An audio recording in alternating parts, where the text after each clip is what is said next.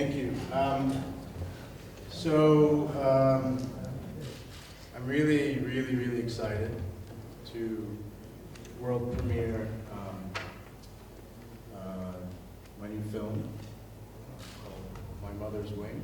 It's a virtual reality experience shot in Gaza, and we'll get more into that. But before that, I thought I would bore you a bit to build up the anticipation, you know. But also, no, more importantly, I want to kind of go through a little bit of the philosophy of what not only this film, but the series of films is about.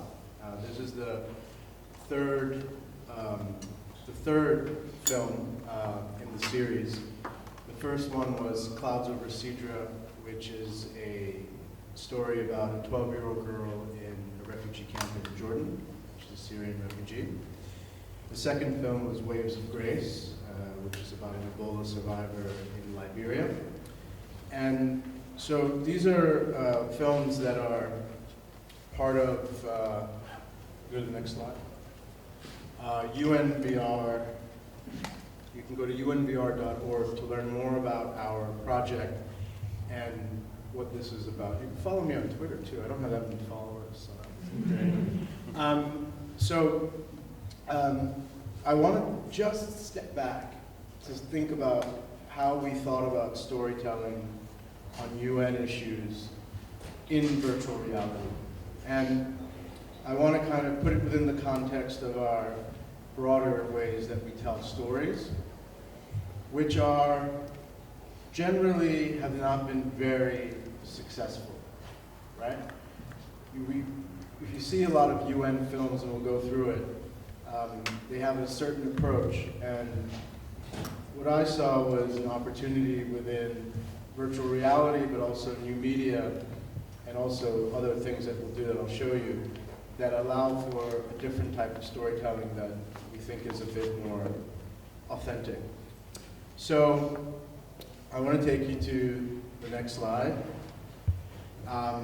which is, what are we trying to do here when we're trying to tell some of these stories? And a lot of it is, in some ways, representing the pain of others.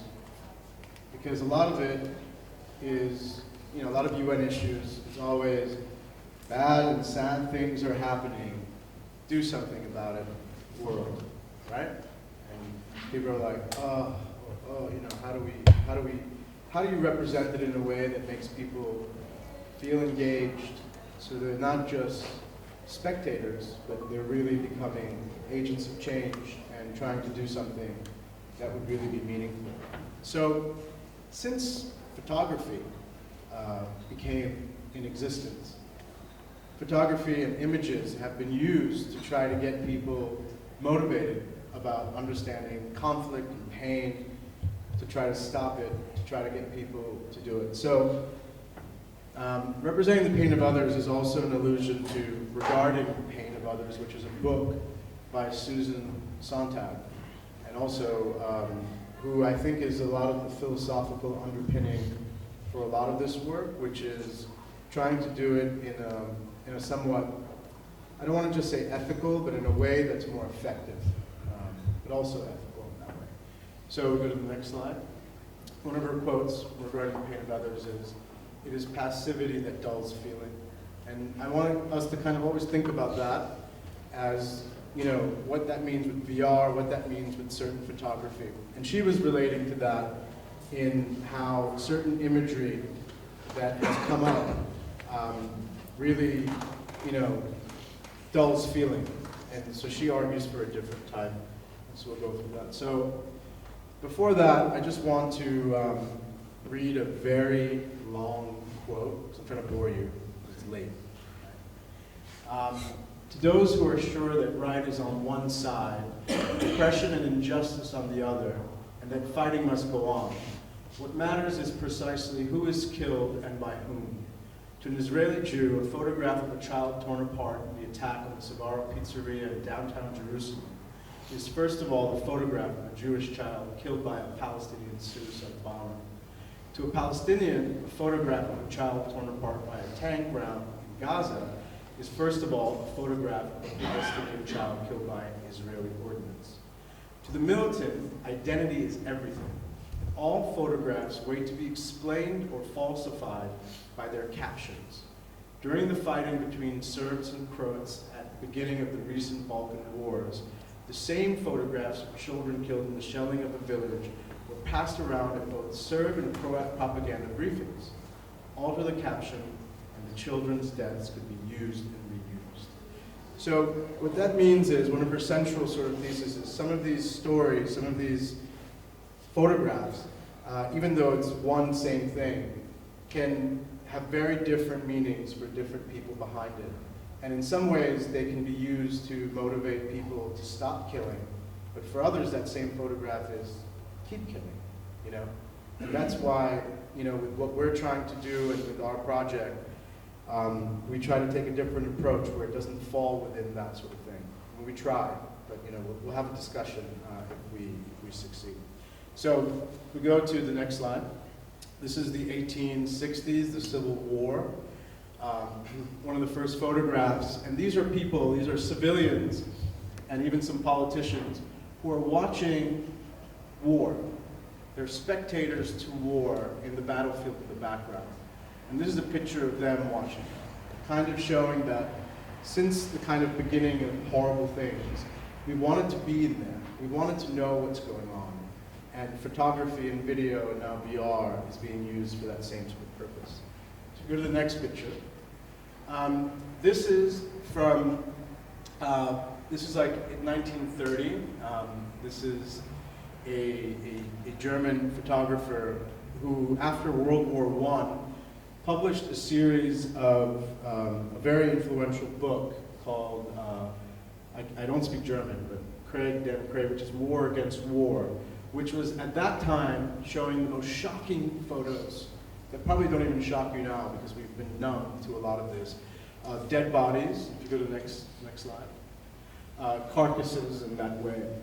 Now, the whole point of that was, between those wars, was, and this book had gone through 10 editions in Germany and had been translated into many different languages, and was used as the way of saying, war is bad, this is horrible, look at these horrible images. Yet, it didn't do anything, right? We still had World War II, we still had all these other things. So, there's something about this shocking approach that, you know, is very seductive in VR now, to fall within the same thing. Let's just show people how horrible things are, and it won't happen. But history shows, and multimedia things show that that's not what changes things. There has to be a different approach if we want to actually think about it a different way. So we go to the next page. People know this very sad photo that mobilized people to think about the refugee crisis. And for laymen and people, this is something that has been so shocking that it's been used. If you go to the next page, this same photo was used by ISIS as a warning to what would happen if you tried to flee. Same photo for different purposes again. So again, it's this shock therapy, this sort of like getting you to do it. It doesn't have lasting value in the same way. It can be manipulated, it can numb you, and in a lot of ways we want to go to a different way of doing it. So what is that different way? Next slide. And what is the difference between, you know, pity and what it does? So, you know, pity and shock hold value in driving action, but after a while there's a numbness that happens. Because if you see that picture again, are you going to be just as moved, or are you just after a while going to get used to it? You'll probably get used to it, right? And so there's also a power dynamic. Go to the next thing. I want to just take a sort of thing that in the UN and in a lot of charities, we've taken an approach that in the 80s was dominated by, before we start this, was dominated by these horrific pictures of Ethiopia in the 80s. And again, we used it because it worked, because it shocked people. But then it stopped working, and now we're going into a different direction. So there's always this cycle with new medium, with new ways of doing it. So this is a video that if some of you are American will recognize of what the approach was. And it's supposed to be hopefully a little funny, but not. But let's just play it. Every year, 10 million third world children don't live to see their third birthday. Those who do live beyond that ripe old age here will grow up in dungeons like this. Happy birthday. I've been asked if I've ever gotten used to this misery. How does a human being without a heart get used to this? The heartbreaking crying of a 2-year-old so undernourished her teeth are coming loose. The sight of a child so starved he's too weak to cry.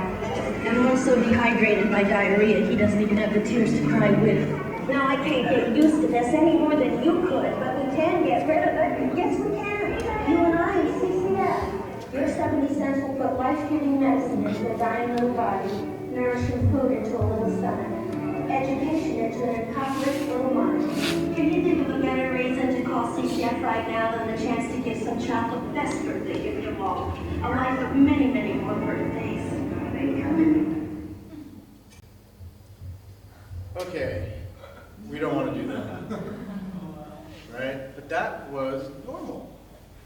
That was kind of it's counterintuitive, right? And even there's probably people here who are like, what's wrong with that? It motivates people, but I'm trying to tell you that that's not right. That's not how we do it. Next.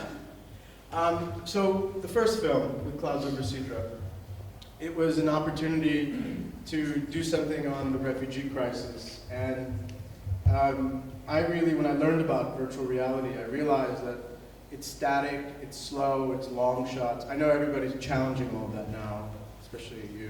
I'm joking.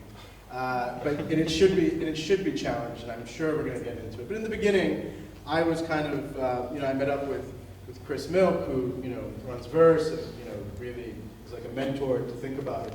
And he says, yeah, just don't really move the camera, and that's what you got to do. And I was like, what kind of film am I going to make? It's going to be so boring, How are we going to get people to feel and do it? And so I, fortunately, am a big fan of boring movies in regular life, like Abbas Kiarostami, like these Iranian filmmakers. My favorite new wave person is Eric Romer, where like nothing really happens, but you still feel like some sort of connection, or there's something with either what they're saying or where you are that kind of like strikes bigger. So I kind of used that as inspiration. And we kind of did something, if you go to the next slide, that, is which all the empathy stuff kind of comes out of. And so it's a little bit, some different definitions of how we think this approach is a lot more subtle. Just try to feel like you can understand what it's like, what another person is going through. And a lot of that is through ordinary experiences. In my 15 years of working in many different countries all over the world, and I've lived on the field, I think there was always an admiration you felt for people because their reality was so striking because they were going through something, but there are also people who laugh and go through things. And in some ways that moves you more because when you really realize what they've gone through, yet they're still, resilient, and they still show some sort of element of hope. I think that's what really we were trying to go for. So the next sort of thing, this is a scene from Clouds Over Sidra.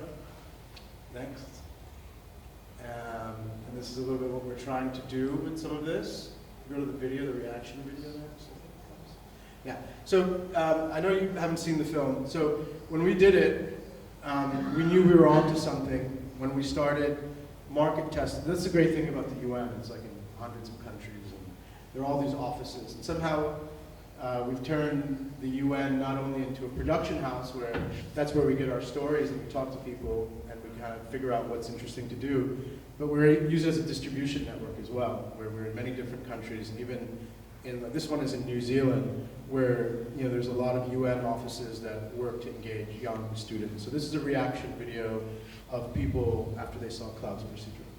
The girl in the video was only like a few years younger than me, and the boys running around were my brother's age. It gave me a real sense of appreciation for what I've got here. I felt as if I was actually there, and I could actually feel the pain of the children and their suffering. Made the people seem so alive, and I think that's really important with this. The people have to be alive in order for change to happen. It was something that I don't want to believe is happening, but I can't ignore it anymore. I knew about what was going on, but I didn't really know the extent of everything that happened there. Open one arm and then the other, and then walk towards the person and then hug them. What are you doing? Like, why are basic human rights still being denied in the 21st century? Why are there still people falling dead on the streets? Why do humans feel the need for war? My sorrow is one based on, me coming to school and it's raining. With them, it's not even being able to go to school. Yeah, it really makes you feel for what's happening in that situation. They said that it will kind of pass, like the clouds, and I thought that was really inspiring. How they can just find happiness in a place where there's not going to be much. These were other girls like me going through it and actually thinking and feeling how they are feeling. There's just so much children who need our help and so much people we need to reach out to.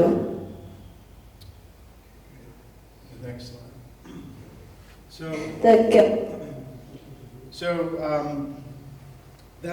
That is when, again, if you see the film and you're going to see the Gaza film, it's interesting because the approach, even though nothing really happens to Sidra, she's safe and she's giving you a tour of her sort of surroundings, and it's not, it's a sad story, but it's not a tragic, horrible story. No one is dehydrated or dying, or, all that stuff. She actually has it better off than most people would. It leads to this reaction, and I think that's what's really fascinating about telling stories in virtual reality. You can try to take that approach and it has an amplifying effect. You can watch a lot of different virtual reality, and some people take a very different approach. But we're able to get a lot of very good press and engagement on the issue, and we're also now going to use Clouds Over Sidra. I have in a week I'll be going with the government of Toronto to try to see if we can use VR in resettlement, to try to sensitize people to what people have really gone through in these camps, so that they kind of understand why they're there. And so we're piloting that project, and if it's successfully in Canada, we'll try to bring it to Germany, where there's been some increasing kind of backlash against refugees. Next slide. We bring it to the streets, like I mentioned in the opening talk. It's and different NGOs are doing this too, but for us, we've been able to, 1 out of 6 people who watch Clouds Over Sidra donate, which is double the usual rate, and that kind of, that's really something that, money talks, right? So in some ways, it's some sort of factor that really helps with that. Next. So that's some statistics. If you can go next. Yeah. So I want to just put this, we'll go to the film soon. I just want to put it within the context of where this type of work fits within what the UN generally does. It's not easy to be creative in the UN, It's run by bureaucrats, it's very hierarchical, and when we usually need to get our message out, we go to these famous people. Next slide, right? Who we need help with this, because this is our general sort of videos and engagement. We have 5,000 views, but really the average views on YouTube, and I ask you all to go through all the UN's YouTube channels, it's something like, sometimes it's like the average is something between 500 and 1,000 views on videos. And it's appalling, it's terrible. But usually our solution is, next slide, we get Angelina Jolie to talk to refugees, and we get 87,000 sort of views. Still not so good, and I had to really explore why that is. One, creativity doesn't work by consensus, and that's what usually happens at the UN. Two, we're really focused on, look at us, look what we do to help people. Because we're very insecure, and we want to like prove to people that we're actually spending your tax dollars well. But people don't respond to that. People respond to human stories and what people do. They also respond to the next slide, which is burgers, cats. And it's like 6.5 million views, you know. So in doing this, the sort of unknown was, can we compete with this type of stuff if we do it in a better way? So one of the first projects we did was to try to do something in the Amazon. It was a viral video campaign that just focused on a first-person story and allowed people to just understand what someone was going through. This is not in VR. You can go to the next one. It's called Keep the Oil in the Ground. And, you know, it has over 1.8 million views. And that was something I worked on, and I said, okay, we're onto something. Let's make it people-centric, focused. And that's why each of the VR stories that you see are really, it's just a protagonist that really drives. It's their story that is really what we privilege, rather than our story of helping them, which really doesn't really work in the same way. Also, I helped, I co-produced and curated Humans of New York's UN tour, and I have to give credit to him because in working with Brandon and understanding if we could tell these stories in an international setting, it really influenced me that this is something that could work. So we did that, and we did this tour. Go to the next slide. And basically it was a 7-week tour that amassed over 2 million new followers for so many of our social networks, because again, people responded to human stories that were coming out. Next. This is some of what it is. You can check it out online. Really fascinating stuff. And then this is what we're doing. What's next? Some numbers I'm starting to fade. Just a little bit of what we've been doing. Keep going. Yeah. And then I just want to show you, we have some other, these are the other things I work on with a big YouTube partnership. I mean, the other thing that kind of happens is when you do anything slightly cool, Facebook and Google and all those people really want to talk to you, which is great, because then you can get other great stuff out of them. And so that's basically just an overview, and I wanted to just do that just so that when we watch what you're going to watch, you realize where the philosophical underpinning is, what our challenges are, and why we try to do something different. So the next thing I think is the BTS, right? So before we actually go to the thing, I want to show a trailer for the film, My Mother's Wing. I'm sure you made it. You made it through the lecture. It was a master class, so I had to do something, right? Okay, great. It's a tough crowd over here. Where's the MC? She was amazing. I should make some really, really offensive jokes, but I don't think it'll work, because I'm not Jewish. Even though I think I am, so it doesn't count. So let's watch this so you'll get a sense of how a VR shoot is in Gaza. It's 2 minutes.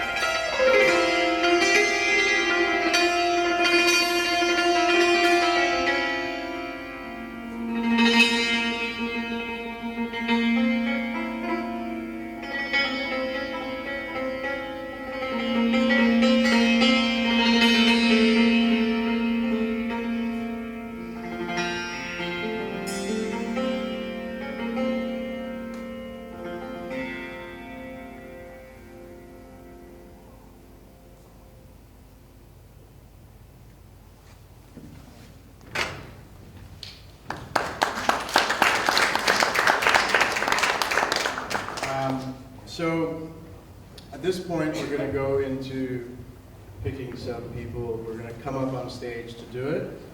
And then we're going to have people who are in the crowd. You'll be able to watch it on a flat screen, which is not ideal.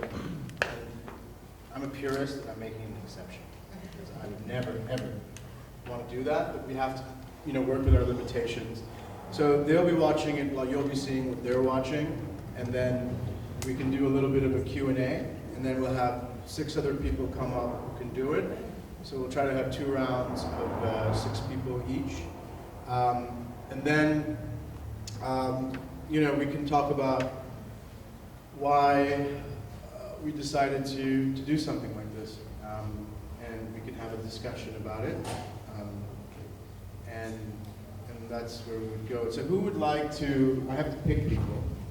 So I won't just pick pretty girls. Because on television, everybody's a pretty girl. Let's see over here. In the middle, you happen to be a pretty girl, it's okay. Right here? Right, yeah, you can come up. We have 6, okay. Maybe we should speak all day.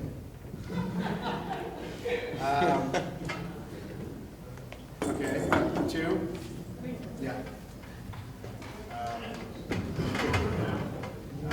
You should pick the dude over here. Yeah. 3. Just see if we do that. I want to try. You want to? Yeah. Okay. Right here. So that's 3. So 3 more. Or 2 more. Right. Any teenagers? Any senior citizens? That's around here. So I'm going to press the buttons. It's going to start. Okay. Which one is really nerve-wracking? So there are 2 dudes, 2 women. Diversity. It doesn't really work here. Right here. I'm going to pick one other, just for gender balance. 1 female who really, really wants to do it. Just scream. What are you saying? Yeah? The health and safety. Okay, so to start. So what way you look at the desire to go to Gaza. Wow. If it's okay, I touch it down. No, we'll tell you guys when to start. Okay. So this is going to be a bit chaotic because it's early days.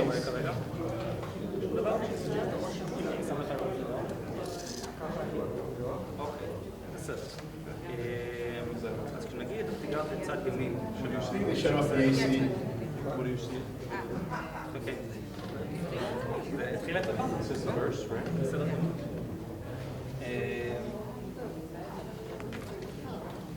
Have you gone through these guys? What do you mean? Have you explained to them how to start the thing? The rest of you, so you're not bored, we're going to play. So this is now virtual reality when we're watching. Are you watching something?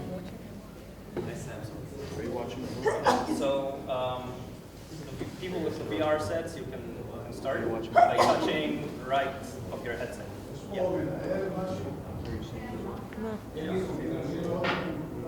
Can you make sure the volume is 15?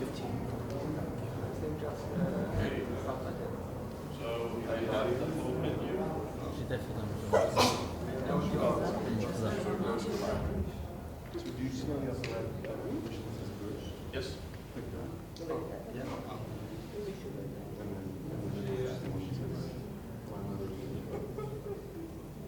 Sure.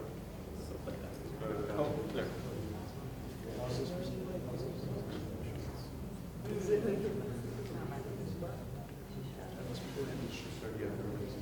Does anybody with a headset have a problem? Yeah. What's going on? What do you have? You have no sound? We don't need. Up the volume? No. It was already up. To pause it and to clean a little bit the phone. So her sound is really low. Is there any way we can? You want to plug that one? So, should I? Yes, so we can get a copy of you.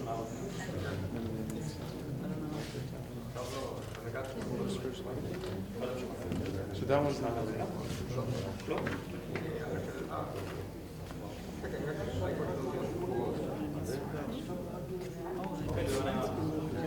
Yeah, so that's... Is everybody set?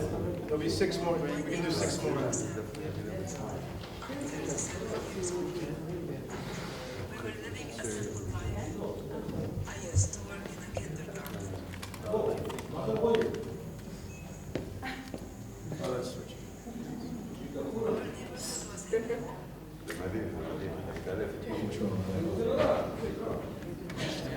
I'll give a little director's commentary.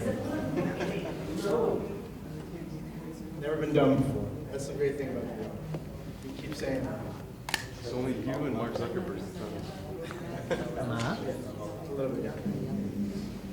There is nowhere to go beyond this.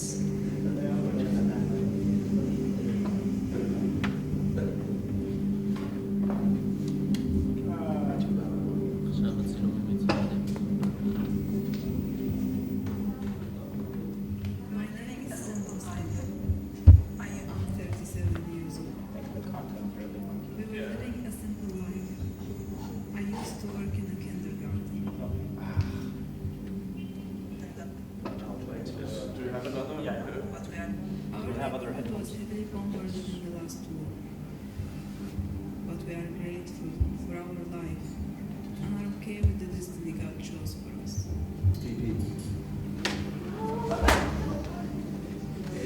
Is the light? Turn the light on.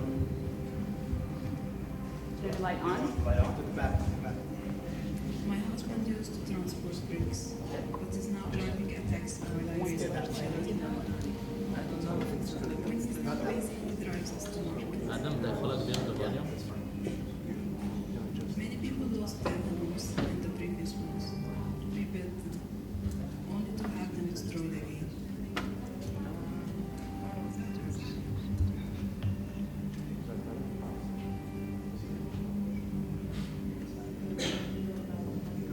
Yes, very low. We try to make a normal life for our children, but no one knows how long the calm will last before it all happens again.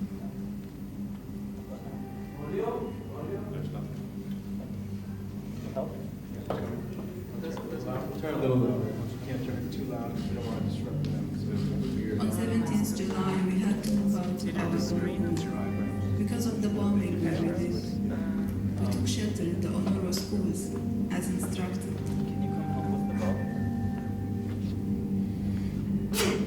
On the 30th of July, the occupation fired shells on the school. I don't know where. It's on the phone. The dust from the missile blinded our eyes and closed our ears. There it is. I lost 2 of my children. I sent a message to my son Hussein and my son Iheb that you are in my heart because I live deprived and I never wish anyone would experience this.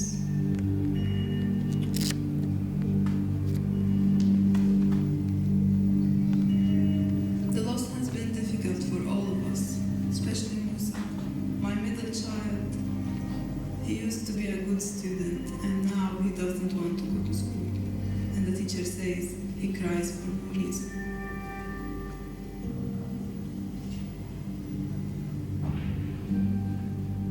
For now the war is over.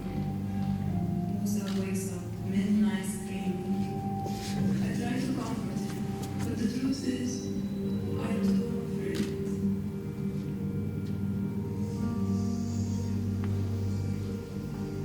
All I could think about was ending the pain.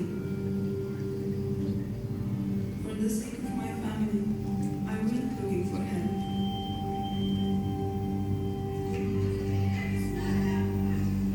I soon learned I was not alone. So before we get to questions, were there anybody, because I think the real experience is really trying to do it in a headset, so maybe if there were people or if there were questions here, we can do that. And then if there's people who want to do it again, then we can go open up to Q&A, while other people can have the experience, right? So is there other, anybody else want to do this? Okay, we're just gonna like, you just want to pick Non-lab people, okay? So, Yeah, come to it. yeah, so can you wait for the microphone? you want to come here so we can see you? Yeah, okay, so I just want to understand, is it 360? Because I was on a chair, so I couldn't move. Yeah, it's 360 and you can look up and look down. Yeah, you top down and Yeah, you should have looked around. I'm sorry if we didn't do that. Because the chair, it's usually a swivel chair is better than if you're standing. So for the next crowd, definitely try to look all around. I think that would be really, really important. So over the next couple of days, we are taking this movie to the streets of Tel Aviv also and getting reactions from people on the street. I did that today for the first time, and it's been interesting, right? I mean, there's mixed reactions, so it's okay to be open and honest about it, because I know it is, the whole point of doing something like this was to really open up a conversation, to think about because I'm sure you look and hear about Gaza in the news all the time, or you watch maybe videos come of it in the media. I mean, the main thing is to think about it, what this adds to it, if anything, or what some of your reactions to the film are, whether it's artistic, whether it's political. There's no holds barred. I mean, really, the reason that's so incredible that we're doing the world premiere here is because this is such a incredible society, open, pluralistic, everything. So it's a real honor to be here, and it's been difficult to try to do this, of course, in the most sensitive way. So, don't feel inhibited. Don't be too mean to me, if that's how you feel. But, in some ways, it's to celebrate a little bit of the freedom we have to do some of this stuff and to talk about it. And, we can be very honest of what some of our motivations were. Because I will say today on the streets, sometimes it's great, sometimes it's tough, right? Because people have also suffered on all different sides, and I think there's a lot of strong feelings about it. But we really wanted to test the hypothesis of virtual reality, if it really is something that brings you closer and makes you understand something. How does this help, or how does it not help? What does it do for you, or anything? So we wanted to take it a step further. In the world's most intractable conflict, you have the most intractable conflict that everybody all over the world is obsessed with and wants some sort of resolution to. So in some ways, we just wanted to see what something like this would do. So if people who saw it, you had that question, did you want to say something, or like of your experience? Like if you just have something, it'd be really just be good to get, for people who did the headset sort of thing. With or without a microphone? It's okay without. Yeah, it's fine. It's fine. It's fine. Sure. Just speak aloud. Right? It was pretty intense experience, and I never felt like that in a movie, watching a movie, and it just kept on going up.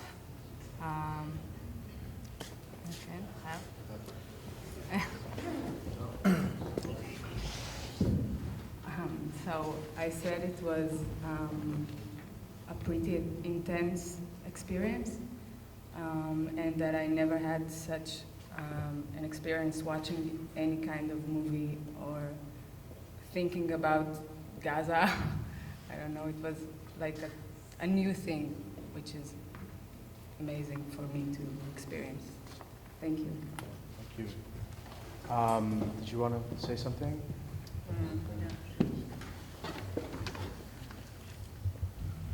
I was very excited to think that for the first time I can have a look at Gaza and walk around. And I think that also with that excitement to look around, it took a little bit away from me from my ability to focus on the voiceover. Okay. So I think maybe it would have helped me to a little bit before the story starts to walk around a little bit in Gaza. And then, okay, I've done that. Now I'm going to focus on the voiceover more.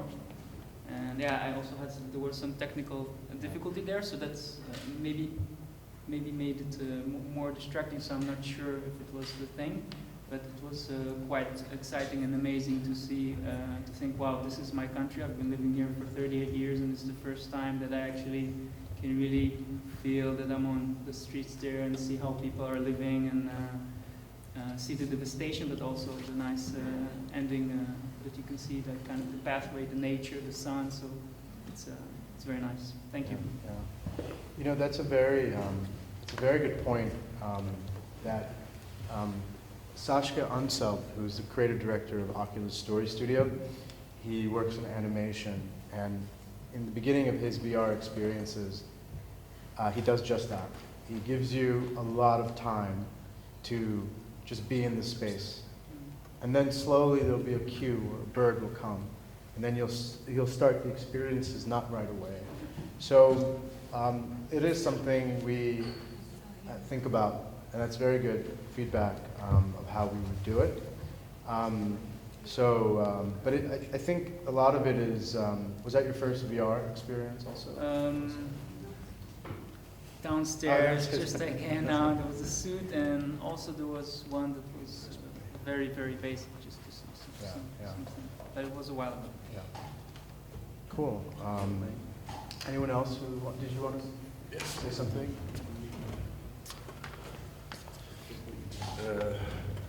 Yeah, I think, and wow, what a statement you said about you've been living here for so long, but that was the first time you actually experienced. That was really powerful, I think. And that's really what this film can do, I think, and congratulations with it. Thank you. I was just thinking when I saw it that at some point you placed the camera at a window, looking out of the window, and when I saw that, I was like, if this was a normal film, this would be the most boring shot ever. But that was the first time I actually felt like watching through the window and being in the apartment and seeing the destructions just outside the window. And that was very, very powerful. And seeing the family standing there in the back and a kid just by my side, and that was the point where I actually felt like being there. So, and I think that's, if virtual reality can do anything, then, you know, watching through a window across the street, so simple as that, that's amazing. Yeah. It's amazing that it's amazing. Yeah. You know, it doesn't, I still don't understand whether it's like a Buddhist medium, maybe, you know? Like, because it is true, the simplest things just knock you out, and you just don't know why. And recognizing that in editing and in looking at it, it's like in the beginning you just don't understand, and then when you pick it up, you start looking for that, and you become a little more attuned of this ordinary. And I really think it's this amazing medium to get you to understand the ordinary. Also, I do use slow motion at certain points, and I think there was slow motion in that with the kid. So slowing down certain things for dramatic effect is there. But also, you know, for a lot of these films, what we try to do is pick things that are not literally related to the story, you know, and that are just compelling.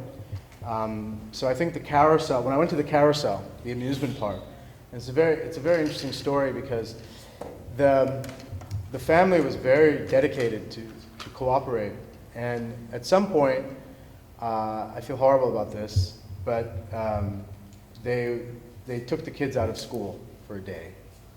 They missed school for a day to be with us, and the only way we could make it up to them was to take them to the one place that they want to go to when they have any little money, and they don't have a lot of money and everything, was the amusement park.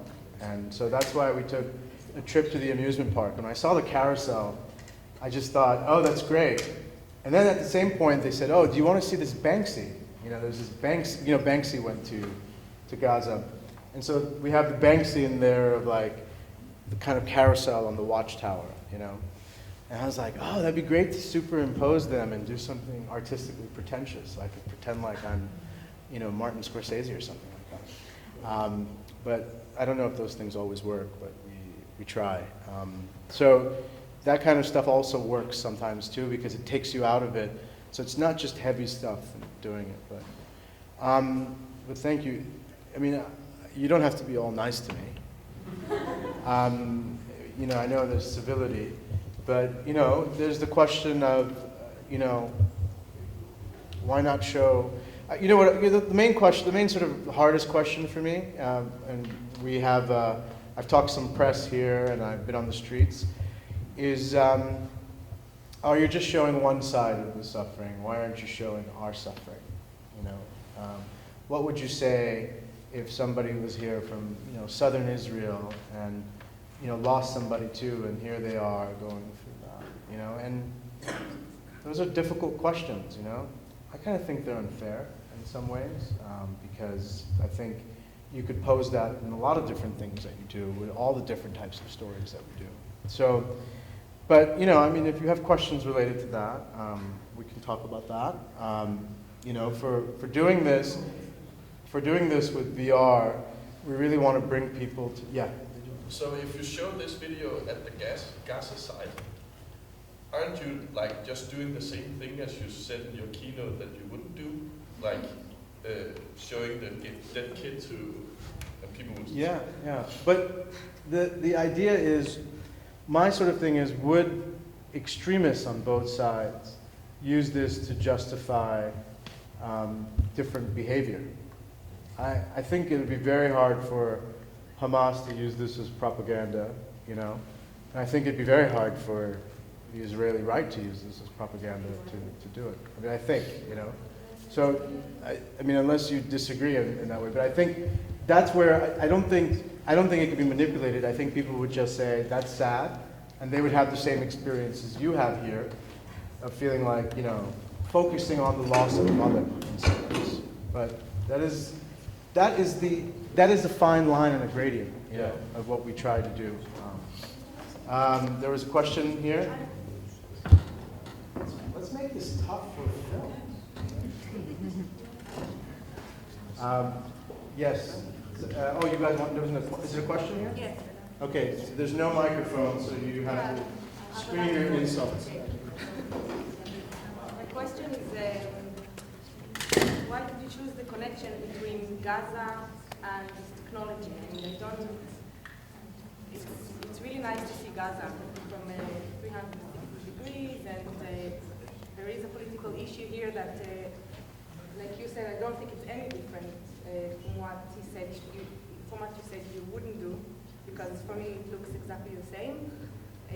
But what's interesting me about it is the connection to the technology. Why do you think this technology is the best way, or what's the connection to the UN with all of this? It's not really understandable. So, I mean, it is a priority for the UN to advocate to, you know, for the most vulnerable people, and to also advocate to end the occupation. So in some ways, you know, we do a lot of things on Gaza. Well, there is, in general, of all of our different things that we do, there is definitely something that we are, you know, looking for, you know, peaceful resolution. So that it fits into what we do with other things that we do. So, you know. So the technology, I mean, how the technology helps your agenda? Yeah. That's what I'm looking for. Yeah. So the technology, the idea is that we want to use this technology to bring people where they couldn't normally go and understand situations that they wouldn't normally understand as well as regular media or with print or with video, right?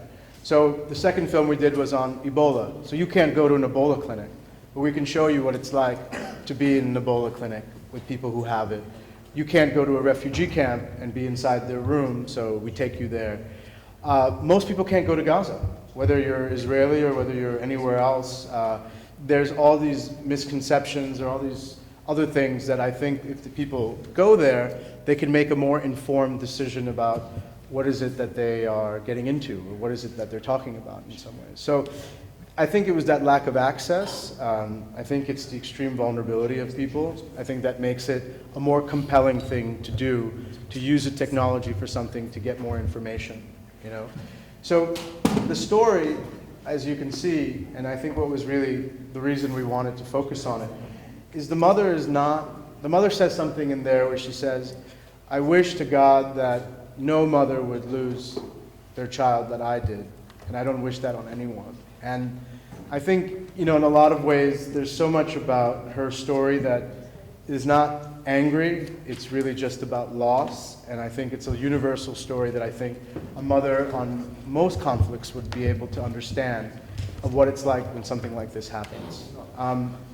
I could have, of course, focused on the fact that in the 2014 war, not only one UN shelter was shelled, but 7, right, that were shelters for innocent people. And we could have done a whole movie just talking about that, you know? But we're not going to do that, because that's not the approach that we're taking with VR. We're trying to make it a human story so that you don't alienate people. And in some ways you're able to get people to just, because I wouldn't get anywhere, because that's what all the other media does, right? It just puts blame and it does it. And it might be blame, but in a lot of ways, people need to understand what other people go through so that, unfortunately, we all know there will probably be another intervention in Gaza, because there's been one every couple of years, right? So in some ways, you know a little bit more of what the human face of some of that suffering is, you know? And will that change anything? Maybe it's still tragic. Maybe it'll still have to be done with whatever is going on. I mean, we're not trying to be prescriptive, and we're against violence, of course, but I understand that there is a very difficult, complex situation. But it's still better to understand what the consequences are, because I think people have a very warped opinion about Ebola, refugees, Gaza. You know, if you just ask people about it, the general person just has very weird ideas. Why do Syrian refugees have cell phones? If they have smartphones, then they don't need our help. That's what people think, you know? It's that type of ignorance that we're trying to counteract. And that type of ignorance only happens when you don't have access to really understanding what people are living like. So that's why.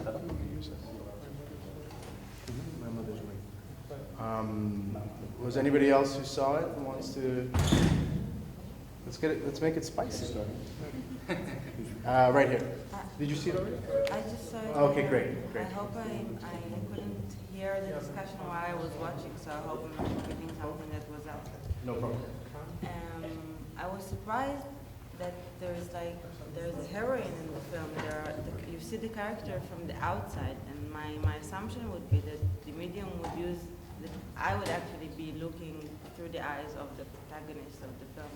Is this something that you considered? Yeah, I mean, that would be how Doghouse is a bit with the point of view. It's I think, something that has been done, and it's whether you embody someone or you see someone and you feel like you embody yourself there. I think both can work really well. I mean, it's a little bit hard in these situations because I was there for 4 or 5 days, you know, and it's very chaotic. All of this is guerrilla filmmaking, you know. It's like just kind of we make it up. We have a general sense of what we're doing, and then so it's a lot harder to plan. So it's a lot easier to do it the way we're doing to do it. But it is something I want to explore in some future projects that I have, because I do think that can change the way you would be, you know. Definitely brings this question more, I think, than regular film, because the fact that you have a location in the space really makes. I was really curious about my embodiment. I was looking down to see my feet. There was nothing there. And so there's definitely an emphasis. The question, who am I in this situation, rises. I mean, I think with VR, you really play with that, of when you feel like you're invisible and when you feel like you're being acknowledged. Because sometimes you're a fly on the wall, sometimes they react to you and they look at you. And I think in the pacing that we do, we try to keep you on your toes of how it would be. I mean, that's just a technique that I try to use so that you feel comfortable and feeling like you're invisible, but then you're not. And then you wonder what's really going on, whether you're a ghost or whether you're a person. I guess some people would ask that we should be more consistent, but we've always played with that in all of our films because I like the element of surprise, that someone looks at you, acknowledges you, and you feel, you feel something a little bit deeper in that way. We'll just have one more question or a couple more questions. Yeah. Maybe a tough question. I'm glad. Get him a microphone. No, it's okay. You think that maybe the VR will make the UN videos more viral when the technology gets to more advanced? And if so, do you think that it might be used for the wrong reasons, like in terror videos? I mean, I understand the first part of your question about whether, if this goes mainstream as it's projected, whether these films will go viral or become there. But do you mean like these films would be misused, or that No. VR could be misused? This film was great because there was a conscious mind behind it. I see. But maybe people like ISIS or whatever can use the same technology to do like horrific films. I mean, they will. They will. It will happen. I mean, I don't want to talk about, Hitler and Israel because that's very uncomfortable. But the film was a big part of propaganda, a big part of their influence, a big part of anti-Semitism, a big part of all of that. So, I mean, I'm almost 100% sure that VR, because it has that, you have a responsibility because you can manipulate. I think you can manipulate a person's experience and emotion in a different way. But sometimes I wonder if it's harder to manipulate because it's just, or is it easier? I don't know. I mean, maybe you hack the senses in some ways, but I do think that's why we are rushing to make as many as possible so that people can see that hopefully you can use it in a different way. I'm not saying these films are perfect because, there should be a lot of, I don't think people are as critical with these films yet because it's so new and you're experiencing VR. I hope when it goes mainstream, people think, why did you use a voiceover with an Arab accent? Why does it have music?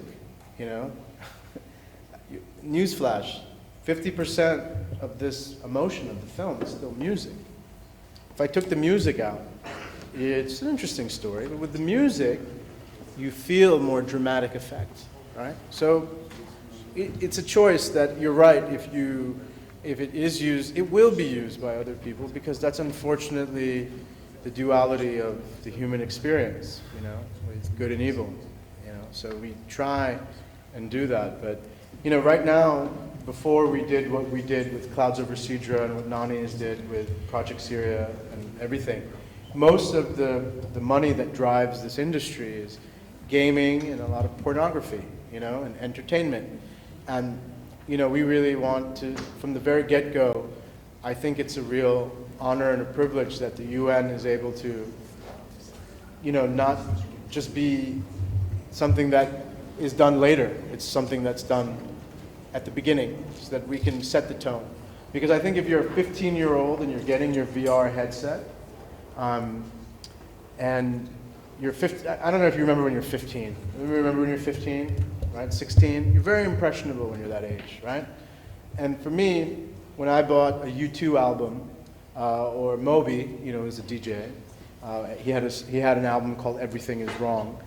I got the CD, I opened it, and the liner notes was basically what everything was wrong, and about Amnesty International and about the world. And as a 15-year-old, I was just listening to music, and that's all I cared about.